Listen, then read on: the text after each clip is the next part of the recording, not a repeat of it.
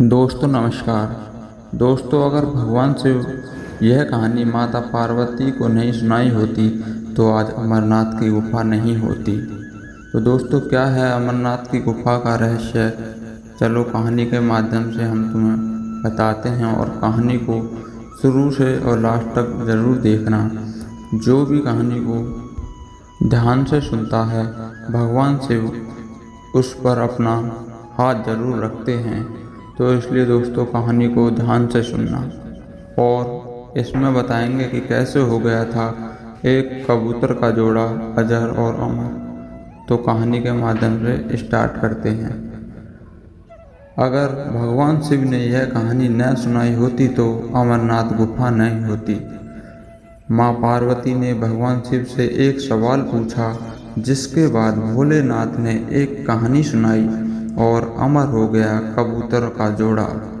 माँ पार्वती ने भगवान शिव से एक सवाल पूछा, जिसके बाद भोलेनाथ ने एक कहानी सुनाई और अमर हो गया कबूतर का जोड़ा। अमरनाथ धाम हिंदू श्रद्धालुओं के लिए बहुत महत्व रखता है।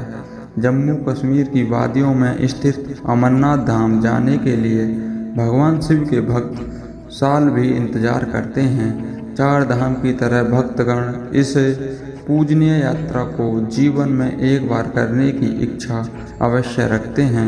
अमरनाथ यात्रा के बारे में कहा जाता है कि यहाँ भोले की मर्जी के बिना भक्त नहीं पूछ पाते हैं।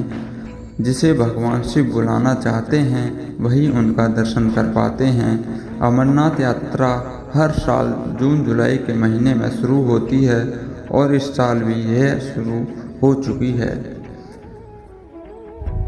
अमरनाथ की यात्रा बेहद रोमांचक है क्योंकि यह यात्रा धरती पर स्वर्ग के जैसी है।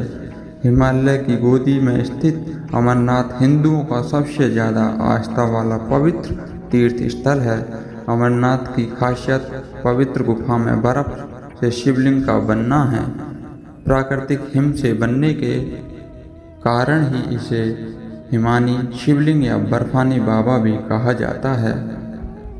माता पार्वती की जिद पे भगवान शिव ने बताया अमर होने का रहस्य।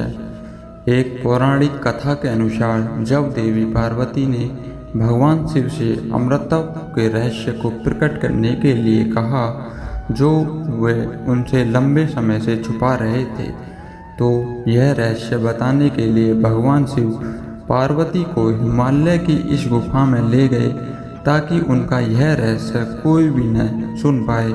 और यही भगवान शिव ने देवी पार्वती को अमृतत्व का रहस्य बताया।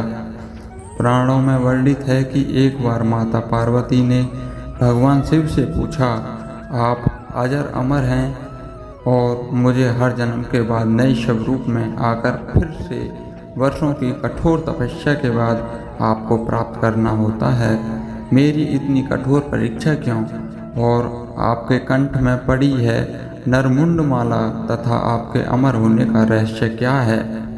भगवान शिव ने माता पार्वती से एकांत और गुप्त स्थान पर अमर कथा सुनाने को कहा, जिससे कि अमर कथा कोई अन्य जीव ना सुन पाए, क्योंकि जो कोई भी इस अमर कथा को सुन लेता है वह अमर हो जाता है। पुराणों के मुताबिक शिव ने पार्वती को इसी परम पावन अमरनाथ की गुफा में अपनी साधना की और अमर कथा सुनाई थी, जिसे हम अमृतत्व कहते हैं। भगवान भोलेनाथ ने अपनी सवारी नंदी को पहलगाम पर छोड़ दिया, जटाओं से चंद्रमा को चंदवाणी में अलग कर दिया और गंगा जी को पंचतरणी में तथा कंठाभूषण सर्पों को शेषनाग पर छोड़ दिया। इस प्रकार इस पड़ाव का नाम शेषनाग पड़ा।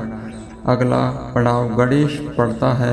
इस स्थान पर बाबा ने अपने पुत्र गणेश को भी छोड़ दिया था, जिसको महागुणा का पर्वत भी कहा जाता है। पिस्सू घाटी में पिस्सू नामक कीड़े को भी त्याग दिया। इस प्रकार महादेव ने जीवनदायिनी पांचों तत्वों को भी अपने से अलग कर दिया। इसके बाद माँ पार्वती साथ उन्होंने गुप्त गुफा में प्रवेश कर लिया और अमर कथा माँ पार्वती को सुनाना शुरू किया। कबूतरों ने कैसे सुनी थी अमर होने की कथा। कथा सुनते सुनते देवी पार्वती को नींद आ गई और वह सो गई, जिसका शिव जी को पता नहीं चला। भगवान शिव अमर होने की कथा सुनाते रहे। उस समय 2 सफ़ेद कबूतर शिव जी से कथा सुन रहे थे और बीच बीच में गूं गूं की आवाज़ निकाल रहे थे।